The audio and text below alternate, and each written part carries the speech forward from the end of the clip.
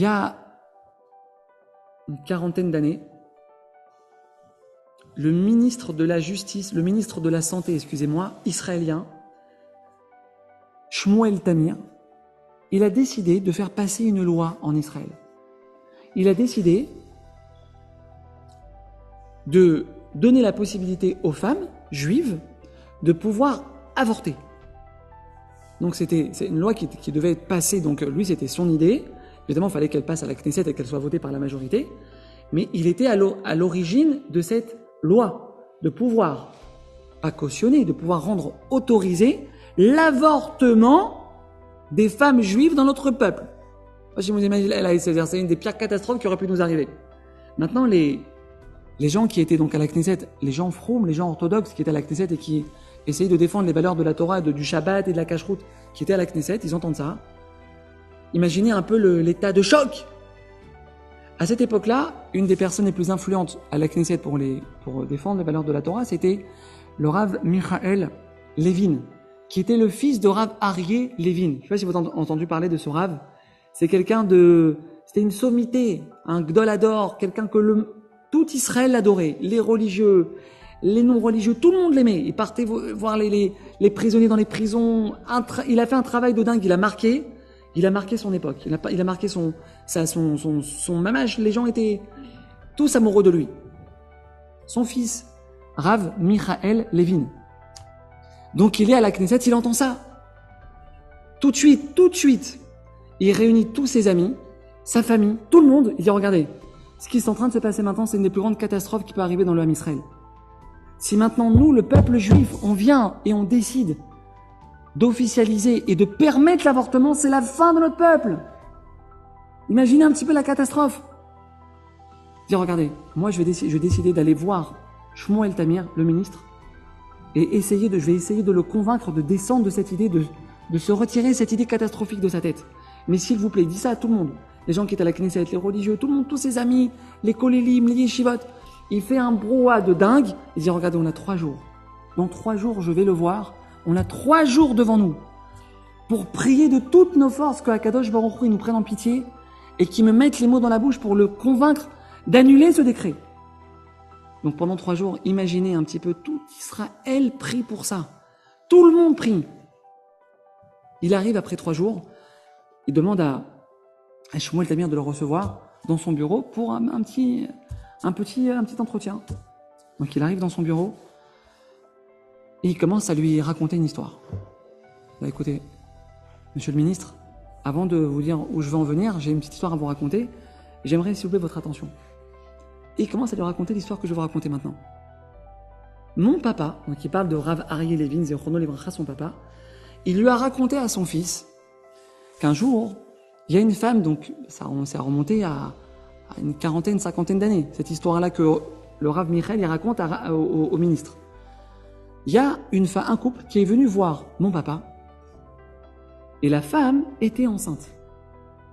La femme était enceinte, mais le couple n'était pas du tout religieux. Et la femme voulait absolument garder cet enfant. Et le mari ne voulait pas garder cet enfant. C'était arrivé accidentellement, cet enfant n'était pas prévu, c'était pas du tout le moment, ils étaient encore en plein dans leurs études, pas assez d'argent, pas de stabilité financière. Le mari, il dit à sa femme, je veux avorter. Je veux que tu avortes. Cet enfant-là, on ne peut pas le garder. Maintenant, elle veut garder cet enfant. Donc ils arrivent chez Rav Aryeh Levin. Tout le monde partait le voir pour leur problème. Tout le monde, tout Israël. Donc ils arrivent devant le Rav pour leur sommer de ce problème. Rav Aryeh Levin, il regarde le mari. Il lui dit, regarde, c'est très simple ce que je vais te dire. Je vous passe maintenant tous les détails parce qu'il est un petit peu tard. Pendant un quart d'heure, il parle à son cœur. Il arrive à pénétrer son cœur, à lui faire prendre conscience de ce que c'est une neshama, un enfant que Dieu il t'envoie. Un enfant, ta descendance, tu veux la prendre de tes mains, la détruire. Pendant un quart d'heure, au corps à corps, il se bat avec lui. Finalement, Baruch Hashem, il garde le bébé. Rav Michael Levin qui raconte ça à Shmuel Tamir, il raconte que c'est donc la maman, Baruch Hashem, finalement, elle a accouché.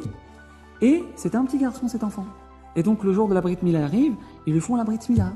Et comment ils le nomment, cet enfant? Shmuel. Shmuel Tamir. Rav Michael Levin dit au ministre de la Santé, cet enfant, c'est vous. Cet enfant, c'est vous. Donc là, le Rav Shmuel Tamir, le ministre de la Santé, il est comme ça, il est hébété. Il prend son téléphone, il appelle sa mère. Sur place. Il lui demande confirmation à sa maman, confirmation de cette histoire. Sa mère dit, écoute mon fils, tu sais, à l'époque c'était compliqué, on était dans une situation très difficile, mais là, c'est vrai, oui, c'est vrai, cette histoire elle est vraie, mais ne nous en veux pas, si on l'a pensé comme ça. Ok, non, pas de problème, je raccroche, je te rappelle plus tard. Tac. Bataille. Écoutez bien cette histoire. Le Rav Michael Levin était avec son ami, qui était le Rav Raphaël Stern, qui était très influent à la Knesset à cette époque-là. Il sort du bureau de Shmuel... Non, excusez-moi, pardon, ce que j'ai obligé de vous dire, c'est que le Shmuel Tamir, donc le ministre de la Santé, quand il entend cette histoire et qu'il voit ça, il dit, écoutez, regardez bien, c'est très simple. De mon vivant, donc jusqu'à ma mort, cette loi-là de l'avortement, elle ne sortira pas. Moi, je me battrai pour ne pas qu'il y ait l'avortement dans le Ham Israël. Donc, Baruch Hashem, victoire, 3 jours de tfilote, 3 jours de cris, de pleurs intenses, ont Baruch Hashem eu raison de ce décret. Le décret a été annulé. Maintenant, l'ami de Rav Michael Levin, donc le Rav Stern, il sort du bureau ensemble de Shmuel Tamir et il dit, écoute, il y a un truc que je ne comprends pas ici. Quand tu nous as demandé de prier, quand tu as appelé tout le monde et tu as demandé à tout le monde de prier, tu connaissais très bien cette histoire. Tu avais déjà ce joker dans la poche. Cette histoire, tu la connaissais, ça fait longtemps que tu la connais cette histoire. Je dis oui, ça fait très longtemps que je la connais évidemment. Attends, je comprends pas. T'as un joker pareil dans la poche et tu as besoin de prier.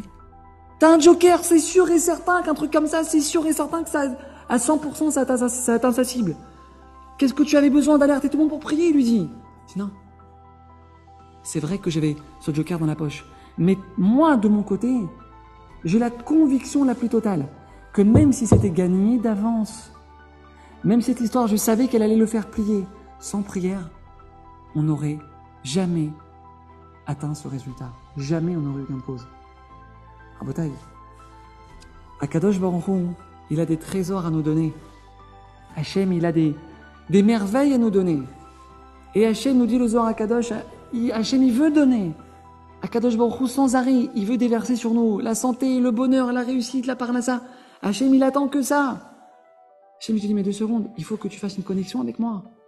Il faut que tu sortes un petit peu de ton cocon, de ta vie, de ton truc, et que tu fasses une connexion avec moi.